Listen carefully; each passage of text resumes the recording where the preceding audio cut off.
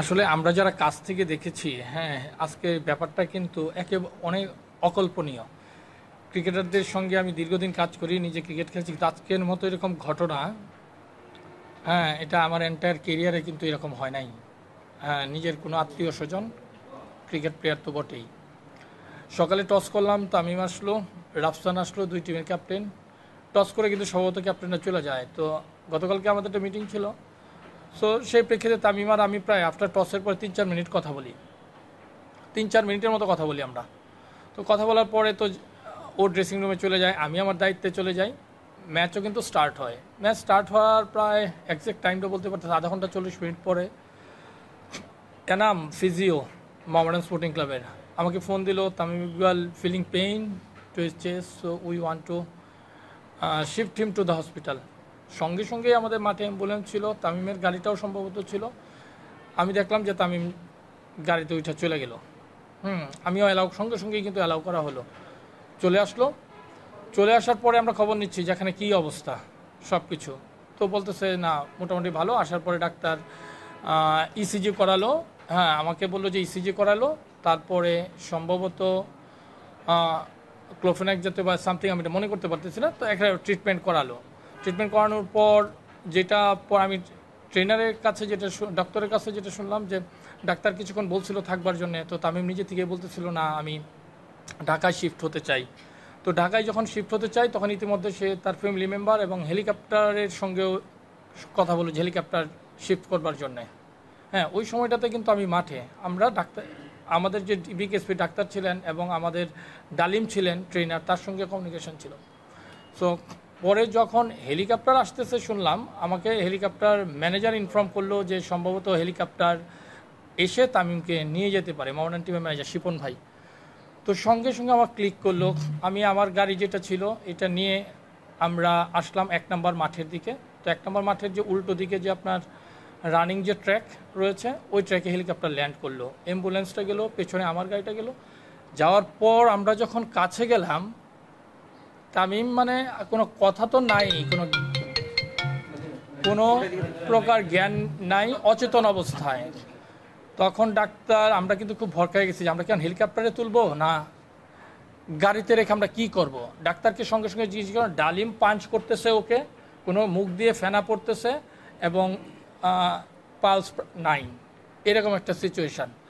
তো ডাক্তারকে জিজ্ঞেস করেন, ডাক্তার আপনি ইমিডিয়েট সিদ্ধান্ত দেন যে আমাদের কী করা উচিত। বলছে আমরা যদি হেলিকপ্টার নিই it will take lot of time, he will miss the treatment, so একটা মেসিভ কিছু হয়তো, আমরা বরঞ্চ আবার এই হসপিটালে ফিরে যাই। সঙ্গে সঙ্গেই আমরা ডিসিশনটাকে কুইক নিতে হয়েছে, নিয়ে আমরা এই হসপিটালে আসলাম। আসার পথে রাস্তায় কোনো জ্যাম ছিল না। ট্রিটমেন্ট কিন্তু ডক্টর আর ডালিম দুজনে মিলে কিন্তু ট্রিটমেন্ট তার চাপ দিচ্ছে, সব কোনো কিছুই না। আসার 1 মিনিট আগে বলতেছে, দাদা একটু মনে হয় কিছু রেসপন্স পাওয়া গেছে মনে হয়। তো এদিকে কিন্তু আমরা কত তাড়াতাড়ি আমরা আসবো ওইটার দিকেই কিন্তু আমাদের কনসেন্ট্রেশনটা। ড্রাইভারও খুব দ্রুততার সঙ্গে প্রায় 4-5 মিনিটের মধ্যেই কিন্তু আমরা বিকেএসপি থেকে এখানে পৌঁছে গেছি। এর মধ্যে আমি ক্রিকেট বোর্ডের প্রেসিডেন্ট মহোদয়, তাকে জিনিসটা জানাইলাম। আমি যেহেতু আমি ম্যাচ রেফারি সিওর সঙ্গে কথা বললাম যে আমরা আসার সঙ্গে সঙ্গে যেন আপনি এখানে যোগাযোগ করেন, আমরা আসার সঙ্গে সঙ্গে যেন আমরা ট্রিটমেন্টটা পেয়ে যাই। তো সব কিছু কি সৃষ্টিকর্তা সব কিছু আমাদেরকে একবার সমন্বয় করে দিচ্ছেন। তো আসার সঙ্গে সঙ্গে এখানে আমরা দেখলাম যে ডাক্তারদের পুরো একটা গ্রুপ রেডি, সঙ্গে সঙ্গে ইমার্জেন্সিতে নিয়ে গেল। নিয়ে যাওয়ার পর ট্রিটমেন্ট করলো। ট্রিটমেন্ট করার পরে সম্ভবত লাইফ সাপোর্টেও তাকে নিয়ে গেল। এক পর্যায়ে যখন সব কিছুই হচ্ছে তখন তারপর তাকে ক্যাথোল্যাবে নিয়ে গেল। ক্যাথোল্যাবে নিয়ে গিয়ে কিন্তু সঙ্গে সঙ্গে এগুলো কাজগুলো কিন্তু ডাক্তাররা খুব প্রোয়েক্টিভের সঙ্গে, খুব ভালো। আমি মানে শুরুর থেকে তো ছিলাম এখানে। তো আমাদের যে টিটু ভাই ছিলেন, মোহামেডান টিমের অফিসিয়াল টিটু ভাই ছিলেন, যে তামিমের যে সাইনটা করবে পেপারে, ডাক্তার যে নিয়ে যাচ্ছে এনজিওগ্রাম করবে, আমরা সাইন করার কেউ ছিল না। হ্যাঁ, আমাকেই এই সাইনটা কিন্তু করতে হচ্ছে। এর মধ্যে আমি নাফিজের সঙ্গে কথা বলছি, আকরাম ভাইদের সঙ্গে কথা বলছি, ফারুক ভাই সঙ্গে কথা বলছি, ওরাও আমাকে বলছে না তুমি আমাদের পক্ষ হইয়া জিনিসটা ইয়ে করো। হ্যাঁ, মানে এটা দেবাশিসদার সঙ্গেও সার্বক্ষণিক যোগাযোগ রাখতেছিল ডাক্তার যে এই ট্রিটমেন্ট চলছে। হ্যাঁ, দেবাশিসদাও খুব প্রোয়েক্টিভ ছিলেন। সো এই সার্বিক সমন্বয়ের ফলেই কিন্তু, হ্যাঁ, এবং আমাদের সিদ্ধান্তগুলোও কিন্তু খুব গুরুত্বপূর্ণ এবং যথাযথ ছিল, যে ফ্র্যাকশন অফ সেকেন্ডে আমাদের সিদ্ধান্তগুলো নিতে হচ্ছে। সো সব কিছু মিলিয়েই কিন্তু হসপিটাল কর্তৃপক্ষ বলি, আমাদের সবার সহযোগিতা বলি, সব কিছু মিলিয়েই কিন্তু আজকে তামিম ইকবাল এখন পর্যন্ত এই সার্বিক ডাক্তারের বর্তমানে আমরা এনজিওগ্রাম রিং পরানোর পরে বর্তমান অবস্থানে আছেন। দাদা আরেকটা বিষয় হলো যে ওর ফ্যামিলি থেকে কিছু বলা হয়েছিল কিনা, মানে সিচুয়েশনটা এত আমি নাফিজ ইকবালের সঙ্গে কথা বলতেছিলাম, আকরাম ভাইয়ের সঙ্গে কথা বলতেছিলাম, ফারুক ভাইয়ের সঙ্গে কথা বলতেছিলাম, তিনজনের সঙ্গে আমি কথা বলছি। দ্রুততার সঙ্গেও ওনারা আসেন। নাফিজ ইকবাল বলতেছিল দাদা আপনারা যে সিদ্ধান্ত নেবেন সেটার সঙ্গেই আছি, বাট আমরা কিন্তু একটা প্রসেস মেনটেন করেছি। এখানে ডাক্তার দেবাশিসদার সঙ্গে কিন্তু আমাদের কন্টিনিউয়াসলি তার পরামর্শ এই ট্রিটমেন্টটা হচ্ছে, সব কিছু কিন্তু আমরা যতটুকু পারছি অবগত করতে পারছি। তো নাফিজ মূলত খুব দায়িত্ব নিয়ে বলতেছিল, স্বাভাবিক ও খুব ইমোশনাল ছিল দূর থেকে। তারপরে তো ও যখন বললো না দাদা আপনার সাইন করে যে ট্রিটমেন্টটা আছে ওটা এখানে করেন, সো ওদের কনসার্ন নিয়েই কিন্তু সব কিছু করা হয়েছে।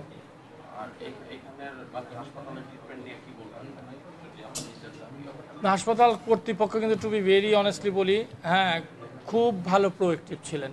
আমি তো শুরু থেকে দেখলাম, সত্যিকার অর্থেই একটা পেশেন্ট আসার সঙ্গে সঙ্গে তাকে নিয়ে ডাক্তাররা যেভাবে তার এমনকি সিকিউরিটি সহ কেউ যেন না ঢুকতে পারে, সব কিছু খুব ভালো ছিল।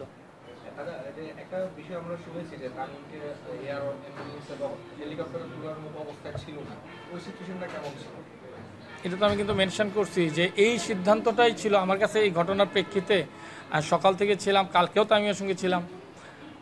এই ডিসিশনটা পরবর্তী ডাক্তাররাও বলতেছেন যে এই ডিসিশনটা কিন্তু কুইক ডিসিশন নিয়ে যে আপনারা আসতে পারছেন, এই সিদ্ধান্ত গ্রহণটা কিন্তু অত্যন্ত কার্যকর ছিল। আমি কিন্তু এখন পর্যন্ত ম্যাচের কোনো খবরই জানি না, টু ভেরি অনেস্টলি বলি। আমি ম্যাচ রেফারি হিসেবে ছিলাম, আমি যখন তামিমকে নিয়ে আসছি আমি আর ম্যাচের দিকে কিন্তু সত্যিকার অর্থেই এটা আমি আর একটা ফোন দিয়েও জিজ্ঞেস করি না, বিকজ আমার কাছে মনে হচ্ছে প্লেয়ারের সেফটি সিকিউরিটি ফার্স্ট, আমার প্রায়োরিটি এটাই মনে হয়েছে, যে কারণে আমি এখানেই অবস্থান করছি। ম্যাচের ব্যাপারটা আসলে আমি কিছুই এখন পর্যন্ত জানি না।